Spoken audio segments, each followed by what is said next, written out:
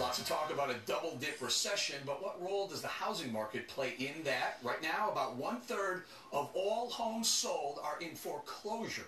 Alex Charfen is CEO of the Distressed Property Institute. Okay, Alex, why so many foreclosures? Well, there's a lot of different contributing factors. One is there's a lot of mortgages that are resetting, so people's payments are going up. They're having trouble keeping the homes. A lot of job loss. 1 out of 10 people who should have a job doesn't have a job right now.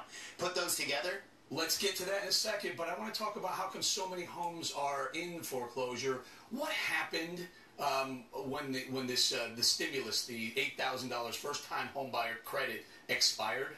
Okay, so the homebuyer tax credit expired, and we saw new mortgage starts, new people applying for new mortgages, and people trying to buy new homes slow down. Slow down, when you say slow down. Considerably. There was about a 30% drop in pending home sales. Drop from the month where there was this credit to the month that there wasn't now. Right. You can't have these stimulus packages going on forever. Which one's real? Is this one overinflated or this one underinflated? Well, I think what happened was we saw a lot of people who were going to buy pulled forward in the housing market. And then once all that pull forward occurred, there wasn't anybody else to pull forward. The credit was gone.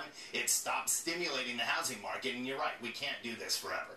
Okay, now we're talking about some of the lowest mortgage rates in what, multi-decade? Absolutely. Right?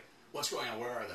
So they are low. They're low in the fives for most people who are applying for a mortgage if they have credit and a down payment. Now the challenge that we have is mortgage conditions have changed. You now have to have really good credit and a down payment in order to purchase a property. But if you can, now is one of the best times to buy a property. I saw 4.63%, one of the lowest rates in maybe upwards of 40 to 50 years or so. Sure. But people still aren't buying. Why is that? There's a lot of people that just don't have jobs, Eric. Now people are buying. There are homes being sold. They're just not being sold in the quantity we'd like to see them sold. Now more than ever, it's important that homeowners are working, or home buyers, prospective home buyers, are working with the right mortgage broker, the right real estate agent to find the right deal, and they are buying. There's just not the number that we need. Okay, so people are able, the rates are low enough, so they're enticed to go buy, but they, number one, can't get credit, and number two, don't have jobs. Which one's more important?